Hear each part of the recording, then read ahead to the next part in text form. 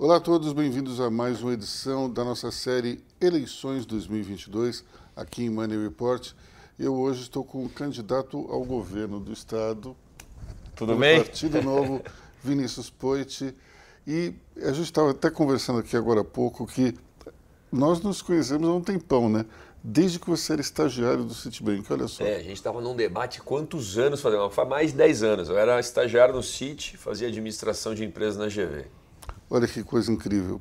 Houve a fundação do Partido Novo. O Partido Novo, ele naquele momento conseguiu aglutinar pessoas que tinham uma vocação para a área pública, que normalmente não fariam isso, mas entraram dentro de um partido que tinha uma proposta diferente, e é o caso do nosso querido Vinícius, que é um exemplo para os jovens que muitas vezes não se interessam pelo poder público, pela política, e ele saiu do setor privado, foi para a vida pública, uma grande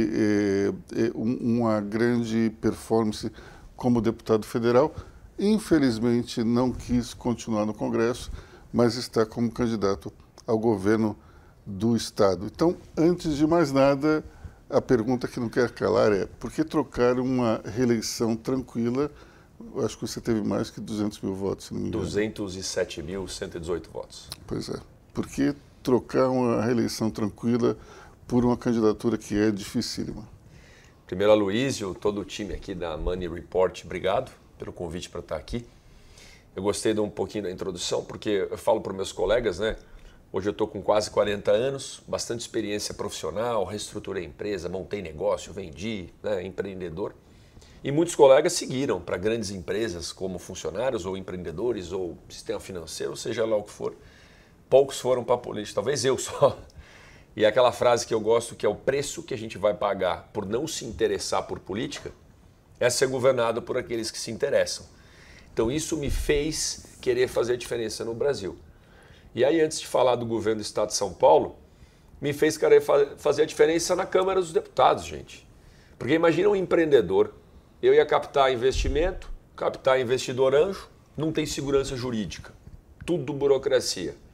Ia querer montar um negócio novo para resolver um problema público, a lei de licitações não permite contratar inovação praticamente. Então, a lei da liberdade econômica não existia. Eu falei, se a gente não tiver mais empreendedor, mais comerciante, mais gente como a gente lá no Congresso, nunca as leis vão representar quem gera emprego no Brasil. Esse foi o motivo para ser deputado federal. E é o mesmo motivo, e a gente pode falar sobre os feitos como deputado, é o mesmo motivo para querer ser governador do Estado de São Paulo. Se a gente não tiver à frente do Estado de São Paulo alguém que conhece esse estado de ponta a ponta, que já fechou e abriu porta de comércio na vida, que já montou negócio, já enfrentou a dificuldade de montar CNPJ, enfrentou alvará, fiscal e tudo, como é que nós vamos ter um Estado protagonista na geração de emprego? Não adianta botar o cara que nunca fez isso. Então, o Estado de São Paulo, que já foi o estado da prosperidade, da esperança, de atrair as pessoas para vencer na vida, hoje está mandando todo mundo embora. É desemprego, é inflação, é insegurança. Não adianta esperar resultado diferente, fazendo sempre da mesma forma. As opções que estão aí é a continuidade do governo, é de uma pessoa técnica que se junta dos piores políticos para tentar ser governador, e é alguém do PT que, para mim, não representa a renovação, não representa o espírito paulista trabalhador. Por isso que eu me coloquei candidato ao governo, particularmente apesar do meu partido permitir reeleição no legislativo, eu pessoalmente sou contra, não iria para a reeleição. Acho que a política tem que ser oxigenada, a gente tem que estimular novas pessoas virem para a política. Fiz um mandato de resultado, bora pegar o nosso estado de São Paulo e botar no rumo do crescimento novamente. Mas nenhuma reeleição, digamos assim, eu acho realmente estranho aqueles deputados que ficam... 10 mandatos, 40 anos lá, cara. Mas um outro mandato não me parece algo assim terrível. Me parece até que seria uma forma de tentar viabilizar melhor os projetos dos primeiros 4 anos. Perfeito. Durante 4 anos, se eu tivesse deixado alguma coisa por fazer, até concordaria com isso. Mas eu procurei trabalhar tanto para fazer algo que nunca fizeram.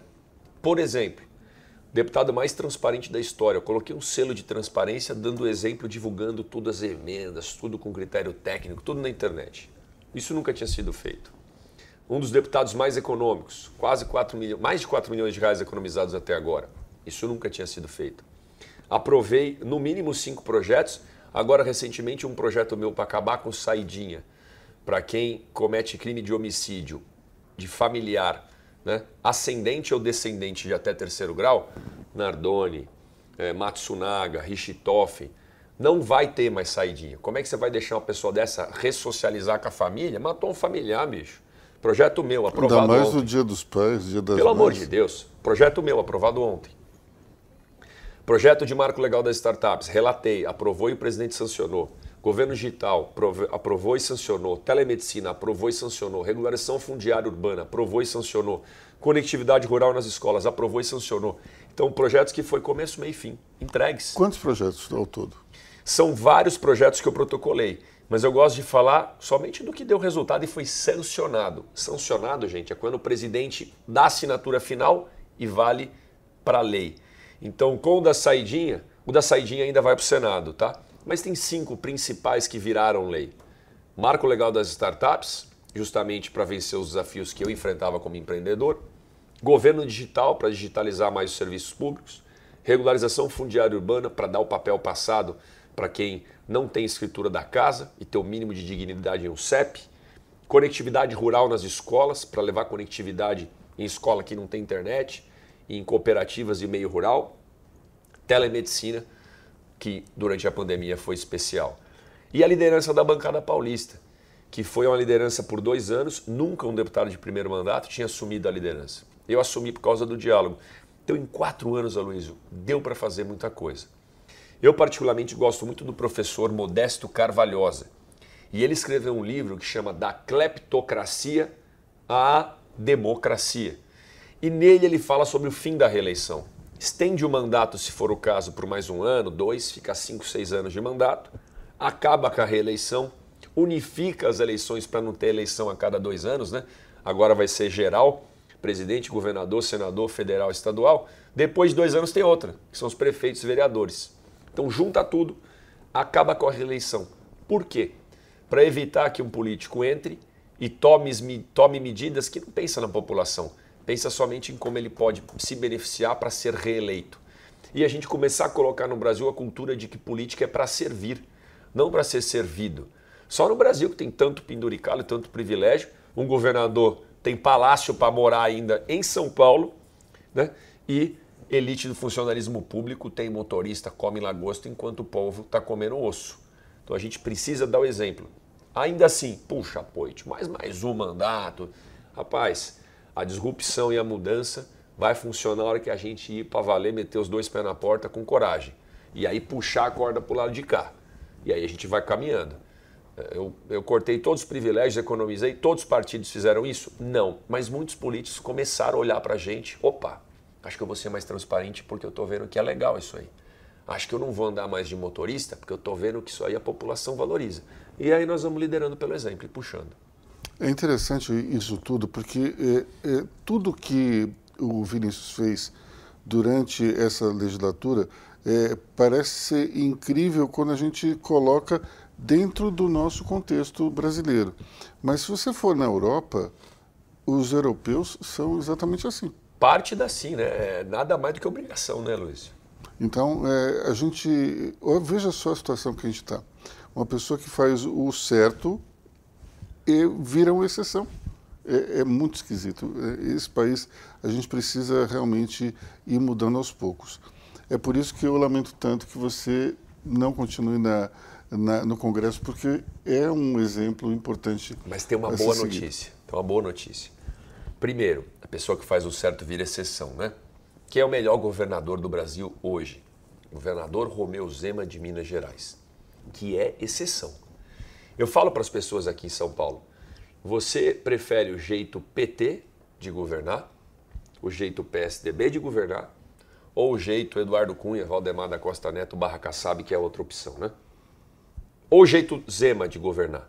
Eu prefiro o jeito Zema, focado na geração de emprego, redução da máquina. Minas Gerais está voando. Então essa é a boa notícia, né? Se Deus quiser, ano que vem, além do Zema, a gente vai ter um governador novo aqui em São Paulo. Agora, em relação ao Congresso, Luiz, o fato de eu ser candidato ao governo uniu bastante o partido, a gente acalmou com aqueles desafios que toda instituição tem no crescimento que o Novo estava enfrentando. E São Paulo tem a maior chapa de pré-candidatos a deputados e deputadas do Brasil, do Novo e praticamente entre todos os partidos. A gente tem mais que o dobro de candidatos em 2018 e eu tenho convicção que a gente vai eleger mais deputados federais do que a gente elegeu em 18. São Paulo vai eleger no mínimo 4 ou 5 e no Brasil nós vamos dobrar. Hoje a gente tem 8, nós vamos para 16. Então o fato de liderar uma chapa e estimular pessoas a virem vai provocar um efeito no Congresso maior do que se a gente não tivesse essa união e eu fosse só candidato a deputado federal. Então eu saio vou concluir meu mandato de federal, não vou para a reeleição, mas no meu lugar vai entrar 2, 3, até melhor que eu, se Deus quiser. Bom, nós temos no cenário nacional uma polarização entre o Luiz Inácio Lula da Silva e Jair Bolsonaro. Perfeito. Aqui nós... Perfeito nada.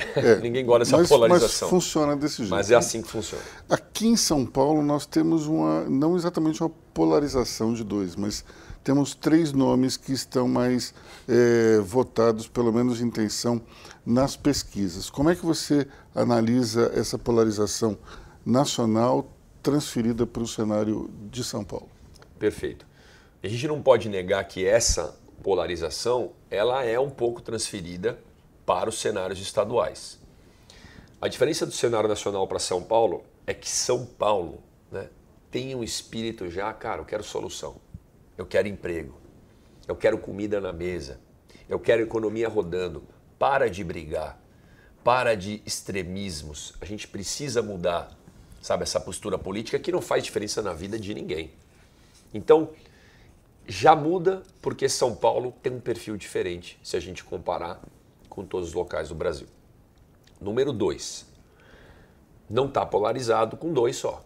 Tem uma candidatura da esquerda forte, que se bobear vai para o segundo turno, e tem 3 candidaturas da direita. Tarcísio, Rodrigo e eu. Esses são os 4 primeiros, né? Que inclusive eu, que estou mais atrás dos outros, mas descolei dos de baixo. Essa candidatura da esquerda com 30 e poucos % na última pesquisa, que saiu ontem. Né? Para quem está assistindo esse vídeo outro dia, saiu agora no começo de agosto. Tarcísio e Rodrigo que estão empatados. O Tarcísio... Geralmente acima ali, né? Um pouquinho acima, pela margem de erro. Uhum. E aí, quando eu olho os dois, né, respeito, tem o diálogo, mas nenhum está representando a mudança ou a diferença de verdade. Porque o Rodrigo, o candidato do Dória, é o mais do mesmo, é o PSDB que está há 30 anos aí com o rodoanel atrasado, com a polícia desarticulada, o crime vencendo a briga contra a gente. Não faz nada, você não pode sair na rua com celular que te roubam. E no presídio pode falar em celular. Esse é o governo do PSDB. Não representa a mudança. E o Tarcísio, que apesar de ser um ministro técnico, né, fez um bom trabalho, chegou em São Paulo, com quem que eu vou andar para apresentar? Rapaz, o dedo podre. Valdemar da Costa Neto, Eduardo Cunha, né, prefeito de Embu, Kassab, ou seja, mais do mesmo. E isso parece que garantiu um teto para ele, está brigando com a própria equipe do presidente da República. Então esses dois aqui estão meio empatados. Eu venho como algo diferente. Eu falo que é uma surpresa, vem correndo por fora, com 2, 3%. Pois bem, eu acho sim que uma candidatura da esquerda com esse cenário pode ir para o segundo turno e um de nós 3 vai para o segundo turno e quem for vai ganhar do Fernando Haddad no segundo turno e, se Deus quiser, se formos nós, uma diferença de verdade, vou lutar para isso. Porque a hora que chegar nos debates, Aloysio, as pessoas vão ver que tem algo diferente. E essa é a novidade. Dessa vez, a nossa candidatura vai estar em todos os debates. Desde o primeiro debate da Band até todas as outras televisões, a gente está confirmado, porque estamos em quarto, porque temos representatividade no Congresso e vai acontecer o que aconteceu com o Zema. É isso que eu creio em Deus, é isso que eu estou trabalhando, me preparando. O Zema, quando foi para o debate, subiu exponencialmente. O Zema tinha 2, 3% igual a gente tem agora. Mas a hora que as pessoas viram, cara, isso é diferente. O cara não usa fundão, eu sou o único pré-candidato ao governo que não usa fundão, que é o dinheiro da população, que é o dinheiro público para fazer campanha. Faço vaquinha. Aliás, minha vaquinha está com quase 2.000 doações, é a maior vaquinha do estado, quase a maior do Brasil. O único que não se juntou igual eu falei que um deles se juntou aí com a velha política. Não, escolhi a minha vice-governadora, que aliás é vice-governadora, Doris Alves, com base na experiência dela. 31 anos de experiência na segurança pública da cidade. Então eu sou o cara da geração de emprego, de renda. Ela é a pessoa especialista em segurança. E esses são os dois maiores problemas do Estado. Eu não escolhi ela por causa do partido, por causa de fundão, nada disso. Por causa da capacidade dela. Isso é muito diferente. E aí, para a gente enfrentar o crime em São Paulo, só com quem conhece e com coragem. Para acabar com saidinha, projeto meu que foi aprovado na Câmara. Para acabar com o celular em presídio, tem que ter coragem. Para reforçar a polícia, tem que ter coragem para fazer o que o Zema fez. Porque não dá para aumentar o salário da polícia, não dá para botar mais polícia na rua, se não cortar privilégio de onde está sobrando. Que é o número excessivo de secretarias, que é o Palácio dos Bandeirantes lá no Morumbi, tendo perda de logística, a gente tem que transferir estrutura administrativa para o centro, que é o tanto de penduricalho e privilégio. Corta dessa turma e bota o orçamento para aumentar salário e contratar mais polícia na rua. Me explica como é que você faria isso em relação ao Palácio dos Bandeirantes, que é um ícone aqui em São Paulo. A tua ideia seria tirar a sede administrativa lá do Palácio e colocar no centro da cidade. Tem dois desafios ali no Palácio dos Bandeirantes. Um são os escritórios. Não faz sentido logisticamente estarem no Morumbi. Faz sentido nenhum. Aonde está a Secretaria de Segurança, de Agricultura e de Educação? Está no centro de São Paulo. Por que que tem que ficar lá e cá toda hora? Sabe? Eu, particularmente, tenho aquele jeito de comunicar mais raiz. Sabe? Quando eu trabalhava em banco, às vezes, ou quando trabalhava em alguma empresa, um ficava mandando e-mail para o outro em vez de resolver no tete-a-tete. Aí tinha o famoso TBC. Né? O Aloysio sabe também que o Aloysio tira a bunda da cadeira e vai conversar. Agora, quando você não está perto, como é que vai conversar? Sabe como é que o governador e o prefeito de São Paulo fazem? Helicóptero, cara. Que helicóptero que usa? Helicóptero da polícia, pago com o dinheiro da população. Levanta no Palácio dos Bandeirantes e vai até a Prefeitura de São Paulo, ali no Líbero Badaró, em Gabaú. Levanta na Prefeitura e vai até o Palácio. Não dá. Então a estrutura tem que mudar para o centro. Pô, tem prédio no centro? Tem um monte. Só a Prefeitura de São Paulo, 44 mil unidades, imóveis vazio. O Estado de São Paulo também tem. Putz, mas tem alguma ideia? Pega o Colégio Caetano de Campos, ali onde é a Secretaria de Educação. Até parece com o Palácio, um prédio bonito e tal. Na Praça da República. Exato. Pode ser ali, por exemplo. Pode ser ali. Tá bom, e qual que é o outro problema do Palácio dos Bandeirantes? Ala residencial. Tem cômodos lá ainda, gente, luxuosos. Ah, poit, mas o governador atual chegou a dormir lá um tempo, porque estava causando a confusão ali na casa dele, chegou a dormir lá.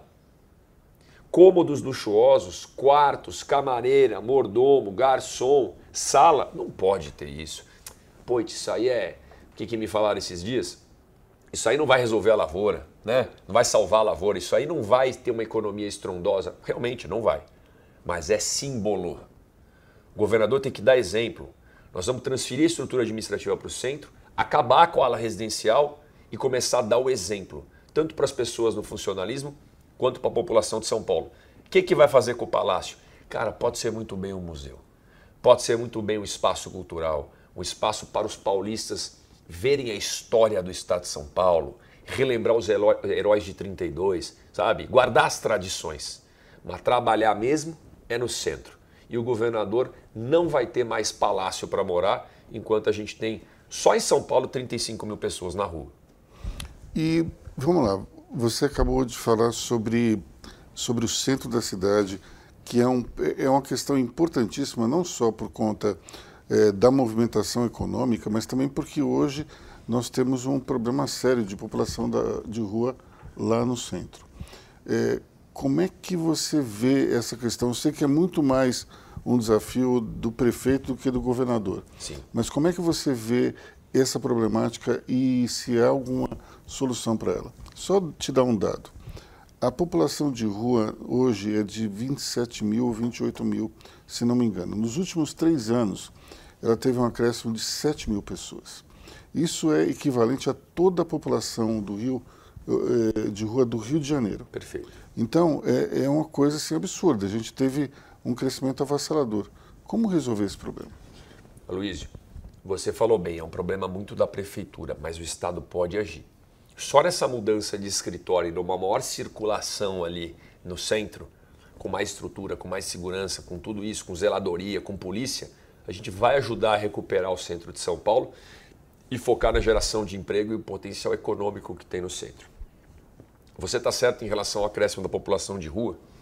O censo da prefeitura mostra que antes da pandemia eram 25 mil. Depois da pandemia subiu 7 mil. 32 mil pessoas na rua em São Paulo hoje. Teve um estudo da Universidade Federal de Minas Gerais que fez população de rua no Brasil inteiro, diz que tem até mais, perto de 40 mil pessoas em situação de rua em São Paulo. Não tem bala de prata. A gente vai ver um monte de pré-candidato ao governo mentindo, iludindo, não, vou resolver em 1 ano, vou resolver em 2 anos. Não tem bala de prata. Não tem a fórmula mágica.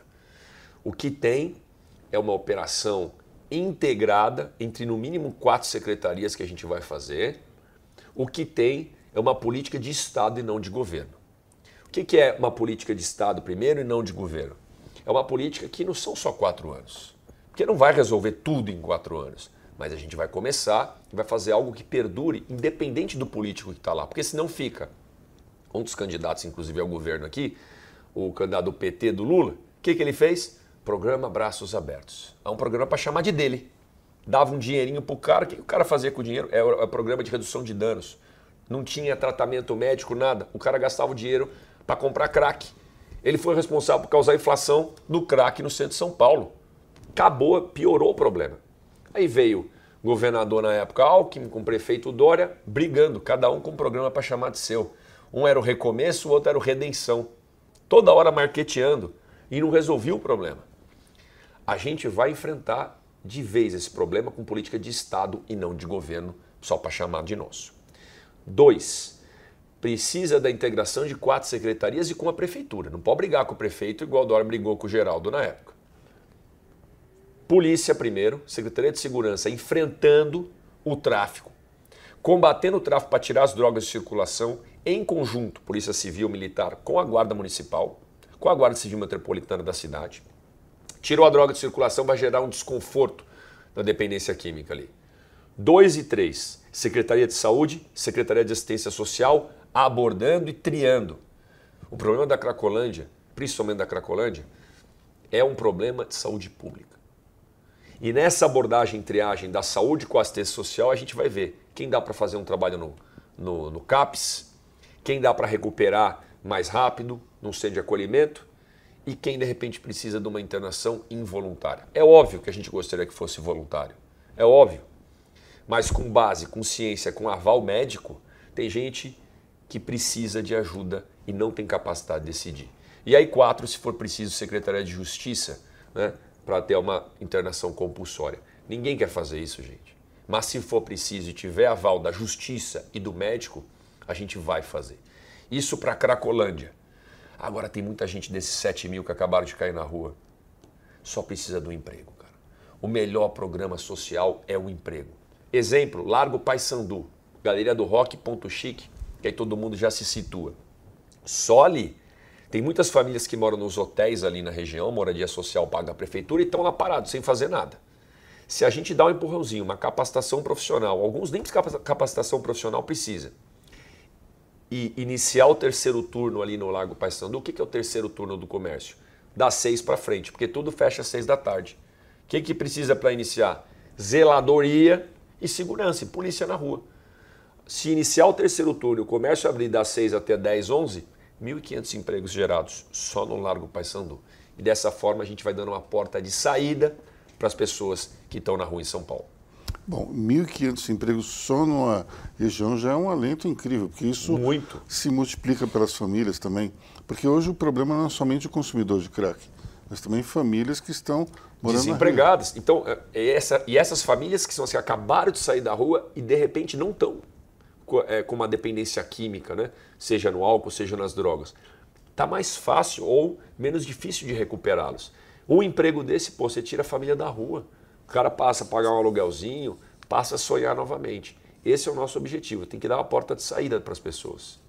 Bom, chegando agora, você falou na ação conjunta de 4 secretarias, Vamos falar um pouco de áreas específicas dentro do teu plano de governo. Então, por exemplo, já que você mencionou segurança, como é que você está vendo daqui para frente, caso seja eleito, o que você pode fazer para melhorar a segurança no Estado? Essa é a área mais crítica do governo do Estado de São Paulo, Luísio. E é aí que a gente precisa se unir. Desde o Geraldo Alckmin. Desde Geraldo Alckmin. Precisa se unir e não se separar. Polícia Militar, Polícia Civil, Guarda Municipal pelo Estado, Polícia Científica, precisa trabalhar junto. O que é trabalhar junto? Integrar dados. Enquanto não dá para remunerar melhor e cobrir o déficit, na Polícia Militar tem 82 mil homens na rua, falta 10 mil. Na Polícia Civil tem 27 mil homens na rua, falta 15 mil.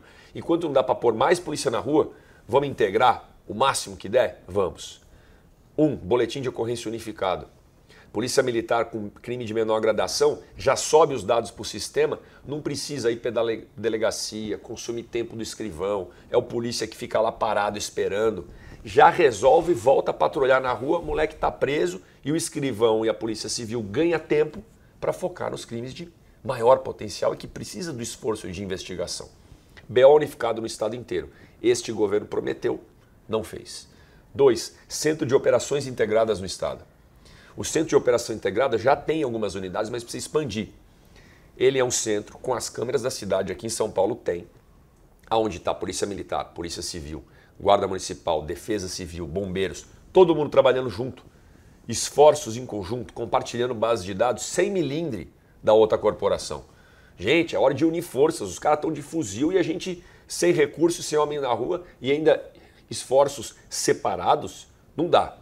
E aí 3, Aloysio, com corte de penduricalhos, redução da máquina, reforma administrativa para ganhar fôlego, ganhar dinheiro dentro do orçamento do governo, inclusive com cargos comissionados que não precisa, vai sobrar verba para aumentar o salário da polícia e para contratar mais policial.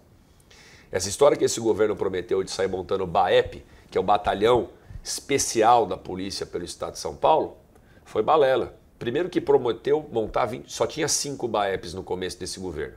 Para quem conhece o BAEP sabe, são aquelas viaturas cinza tipo a rota.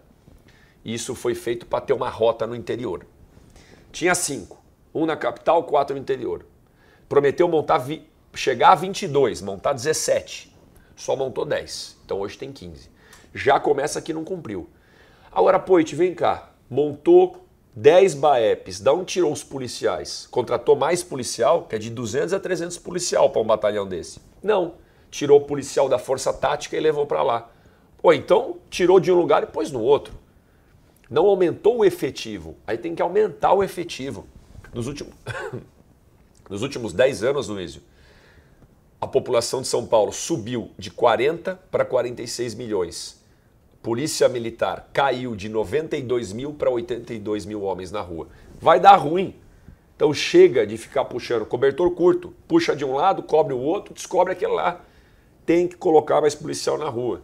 E para arrumar esse dinheiro para colocar mais policial na rua, é dando exemplo. Desde o governador cortando os penduricalhos dele, parando de usar helicóptero, avião.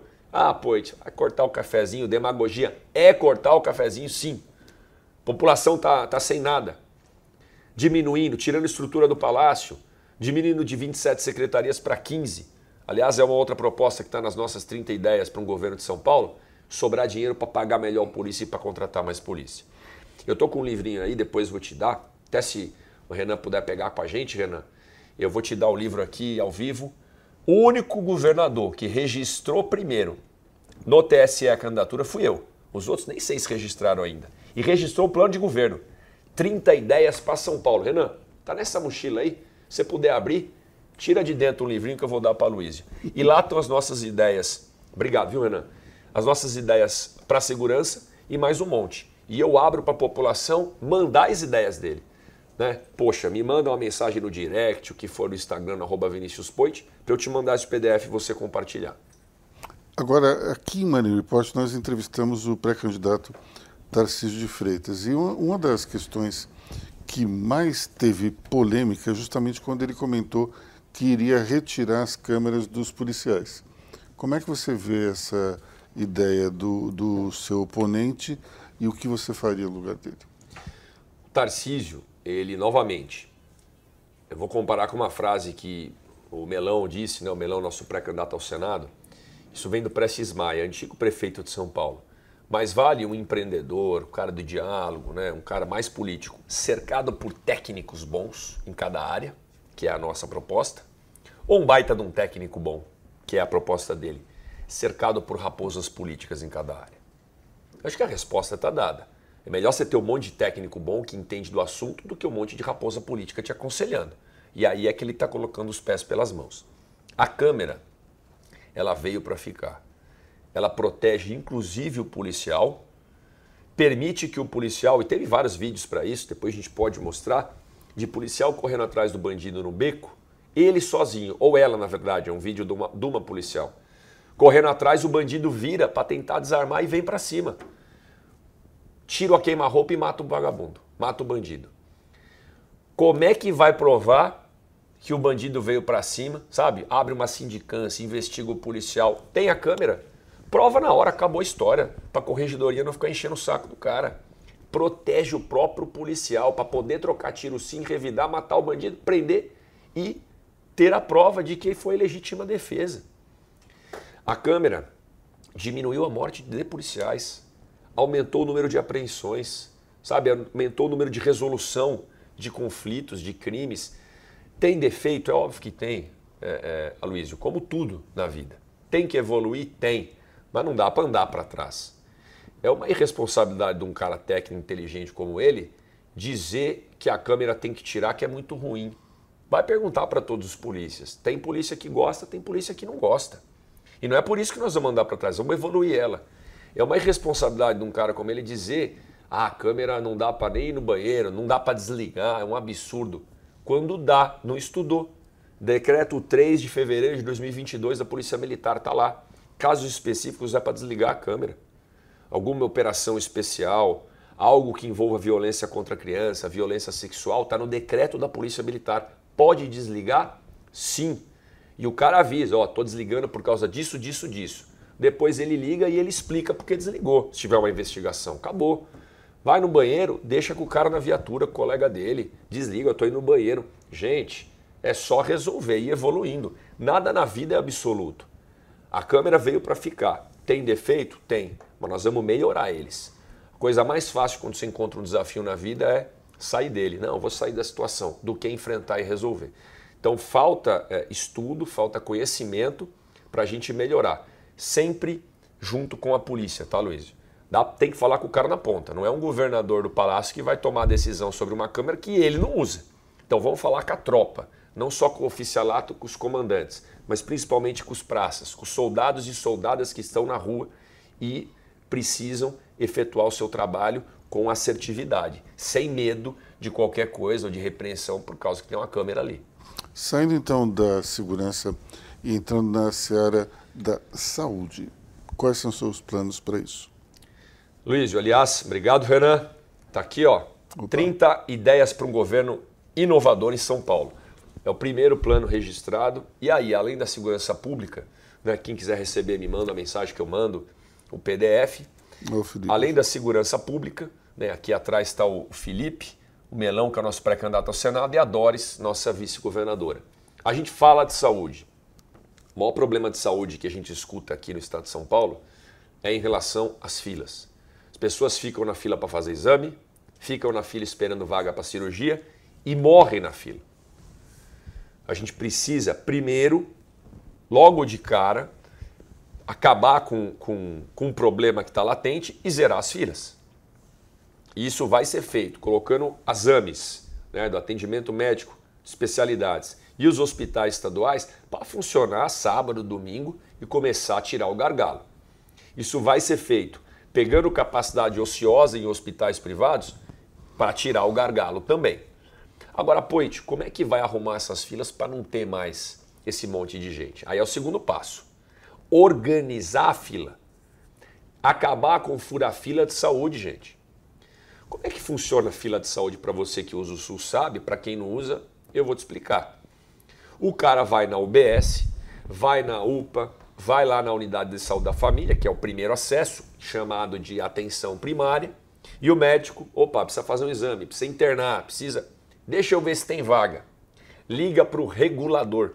que é uma figura do Estado, né, de um sistema chamado CROSS, né, a Central de Referenciamento de Vaga. Aí tem a fila do CROSS, então. Ele te fala onde tem vaga e te aloca. Ou, ó, você tem que esperar um mês para fazer esse exame. Só que tem a fila do hospital local, do ambulatório da cidade, porque esses sistemas não se conversam. E aí o pior de tudo, tem a fila do político corrupto. O deputado ou deputada que manda emenda para uma instituição ou para um prefeito e depois, quando precisa, rapaz, você não dá para encaixar ali o meu, não sei o quê, o meu amigo, o meu parente. Isso aí tem que acabar. Esse tem que ser caçado, punido e preso, se for possível. Porque está furando a fila, está se beneficiando de recurso público, enquanto outros estão morrendo porque não tem atendimento. Então, além de acabar com as filas, é organizar com o sistema, com tecnologia. Isso vai botar ordem, as pessoas não vão mais morrer na fila em São Paulo. Aí a terceira coisa, e tudo passa por uma transformação digital da saúde, porque tem equipamento, precisa gerir melhor, é a atenção primária, Luiz. São os agentes comunitários de saúde. São aqueles que estão na comunidade, que fazem o primeiro acesso, que abrem a porta da saúde para a população. A população às vezes não sabe nem onde ir. Esse cara bate na porta, oh, como é que estão as coisas aí, quantas pessoas moram nessa casa, pô, não quer fazer um exame, fazer uma consulta médica, indica onde tem que ir, ó, vai lá na UBS, vai lá na unidade de saúde da família. E esse médico da família também tem uma importância para fazer a prevenção e a promoção da saúde. O governo sempre deixa a atenção primária de lado, sabe? E não lembra daquela velha máxima, prevenir é melhor que remediar. Se a gente focar, levar conectividade para os agentes comunitários, botar tablet na mão deles, melhorar a atenção primária, nós vamos evitar que muitos casos se agravem e vão parar nos hospitais de média e alta complexidade, que são os exames, as cirurgias. Então, transformação digital na saúde vai ajudar a resolver a situação de São Paulo. E aí soma-se a tudo isso, prontuário único eletrônico, telemedicina, tudo projeto que a gente já fez como deputado e vai fazer como governador. Fechando a trinca dos assuntos que mais interessam o eleitor, educação. Educação, novamente, tem gargalo para resolver. Depois de uma pandemia, a gente precisa resolver a situação das crianças que ficaram fora da escola há 2 anos. Perderam muito tempo. Um aluno de 5ª série sabe igual um aluno de 3ª agora. E a gente precisa de um reforço escolar, de uma força-tarefa para cobrir esse déficit. Essa vai ser a primeira atitude nossa. Junta Todos pela Educação, parceiros, Instituto Ayrton Senna, né, Fiesp, Sistema S. Força-tarefa de todos junto com o governo para correr atrás do prejuízo. Número 2, escolas de período integral. Este governo começou, mas fez pouco. Chegou a 2.000 escolas de período integral, quando a gente vai chegar a 4.500 escolas de período integral. São Paulo tem mais de 5.000 escolas, 4.500 nós vamos bater essa meta durante o nosso governo. Escola de período integral, para a molecada ter como referência escola, não ficar sem fazer nada na rua ou o criminoso do bairro. Para a molecada ter como referência o contraturno, empreendedorismo, educação financeira e projeto de vida, gente. Saber onde quer chegar, traçar seu plano, aprender a sonhar e realizar seus sonhos. Essa é a escola de período integral. E aí, aliar a isso o ensino profissionalizante. Não adianta a gente continuar formando as pessoas em São Paulo, chega no terceirão, 1 em cada 4 jovens está desempregado. 25% de desemprego. Por quê? Porque a gente não prepara ele para as vagas que o mercado está contratando. Então, ensino profissionalizante de acordo com as vagas que aquela cidade, aquele local está contratando. Como é que o governo faz isso? Rapaz, é só você conhecer o seu estado. É só você saber que em Franca é calçado, que em Ribeirão é equipamento médico, Piracicaba é agro, Bauru é avocado, Tupã é amendoim, por aí vai.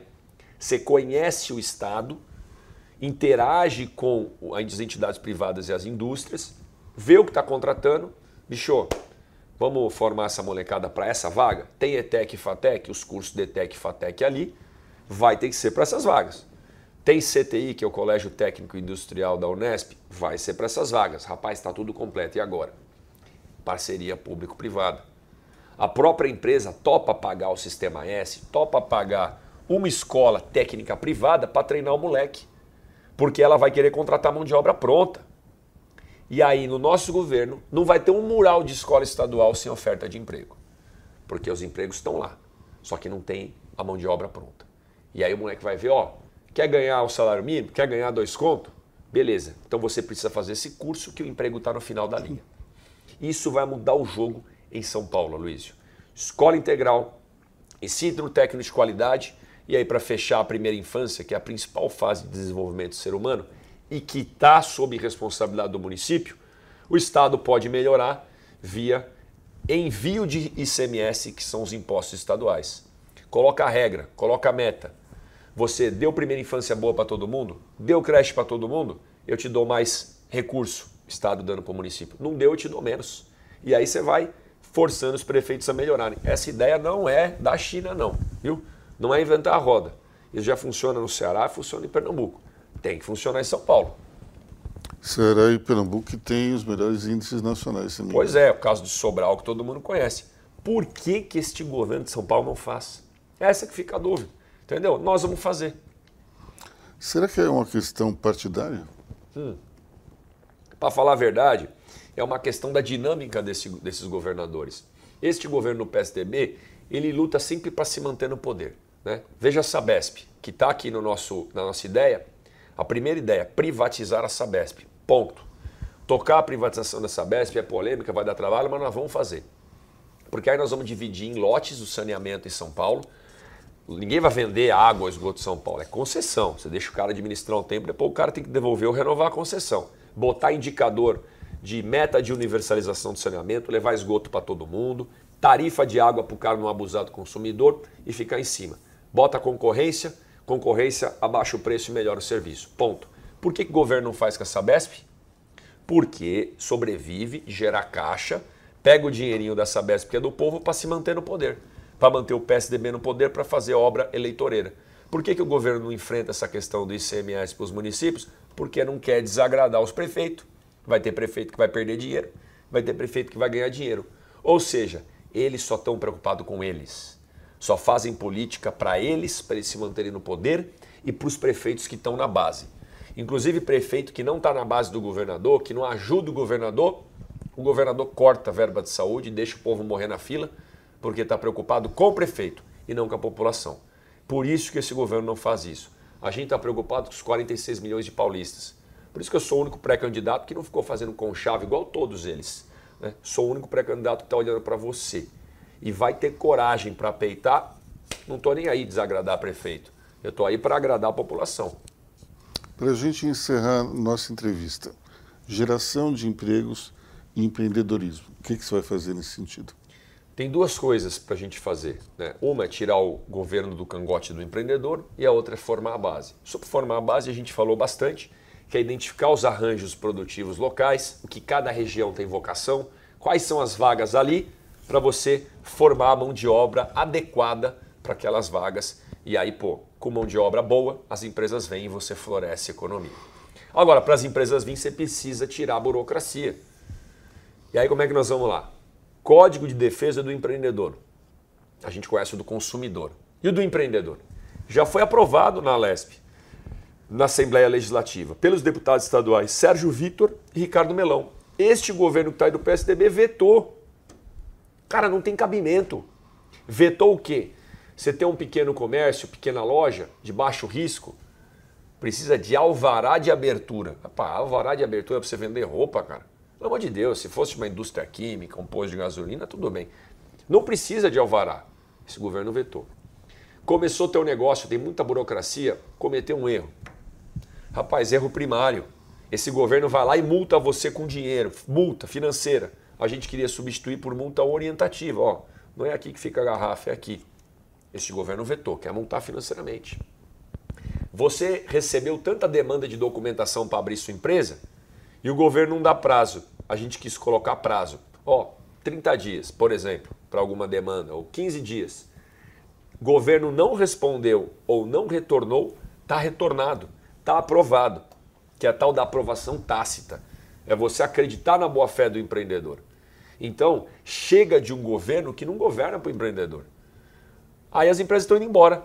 Aliás, muita empresa foi embora para Minas Gerais, aonde tem um governador que é administrador de empresa pela AGV, igual eu, e que é empreendedor, que é o Zema.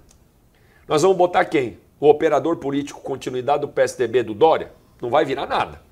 Nunca baixou, levantou a porta de comércio. O ministro que não é daqui, que se junta dos ex-presidiários aqui, também não vai virar nada, o cara do PT. Então, assim, tem que botar o empreendedor lá. Tira o governo do cangote, reduz a máquina. É fazer o que o Zema fez lá e deu certo. É o jeito Zema de governar. Aí a gente vai gerar emprego e renda. E com emprego e renda, Luizio, melhora tudo, cara. Diminui a violência, bota dinheiro e comida na casa das pessoas. E o Estado de São Paulo volta a ser protagonista dessa nação.